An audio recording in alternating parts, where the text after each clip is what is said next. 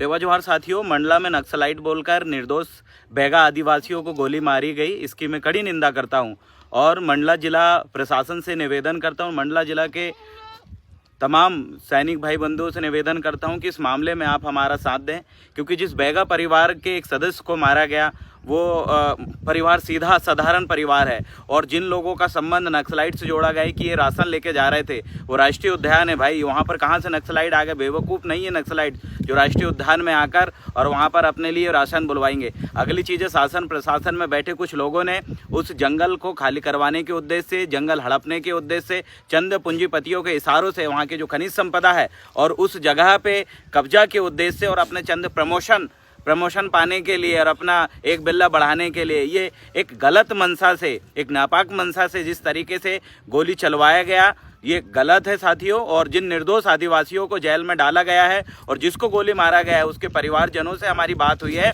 उन्होंने पूरी चीज़ें स्पष्ट बताया है। और मैं ये भी बताना चाहता हूँ, उस जिस जगह ये घटना घटी है वहाँ पर काम करने वाले मजदूरों से भी हमने संपर्क किया, उन्होंने भी हमें बताया कि भैया ऐसा कुछ यहाँ घटना है ही नहीं है, जबरन गोली मारा गया है। और जब उनकी पत्नी ने जिस तरीके का बयान दिया है, उस बयान को भी हमने स्पष्ट रूप से पूरा सुना, समझा और पढ़ा है, उससे भी पूरा क्लियर हो चुका है। और हमें जिस जगह ये, जिस थाना क्षेत्र में ये घटना हुई है, उस क्षेत्र के लोगों से भी हमने पूरी जानकारी निकाला। वहाँ पदस्थ बहुत सारे पुलिस ऑफिसर जो इस पूरी घटना को देखे हैं और इस पूरी घटना के बारे में जानते हैं, वहाँ से सैकड़ों लोगों से हमारा संपर्क हुआ। बहुत सारे लोगों ने हमें अपने लेख व्हाट्सएप के माध्यम से भेजे। ये पूरा का पूरा फर्जी इनकाउंटर है और जिस भी अधिकारी ने, जिस भी पद का अधिकारी हो, चाहे वो आईजी हो या कोई भी पद का हो, जिसने भी इस तरीके की दुर्भावना पूर्वक एक राष्ट्रीय मानव जो कि हमारे आदिवासी समुदाय में बैगा परिवार है, वो एक संरक्षित जनजाति है क्योंकि उनकी संख्या कम है और ऐसे लोगों पे गोली चलाया, ये गंभीर मामला है।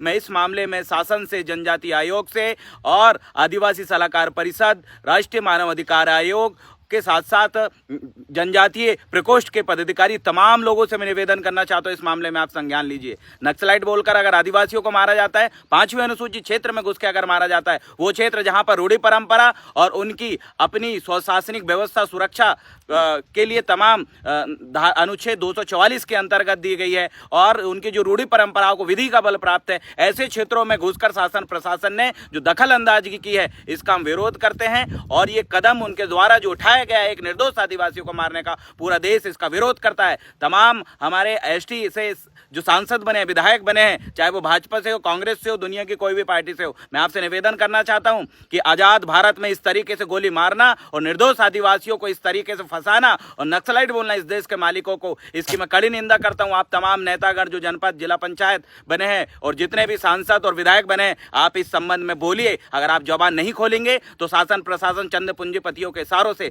आदिवासियों को इसी तरीके से नक्सलाइट बोलकर गोली मारेगी और उसके पीछे जो जल जंगल जमीन और खनिज संपदा है उसको हथियाने की इनकी मंशा है। चंद प्रमोशन और मेडल पाने के लिए इस तरीके के कुकृत्य ये लोग कर रहे हैं, इसकी मैं कड़ी निंदा करता हूं।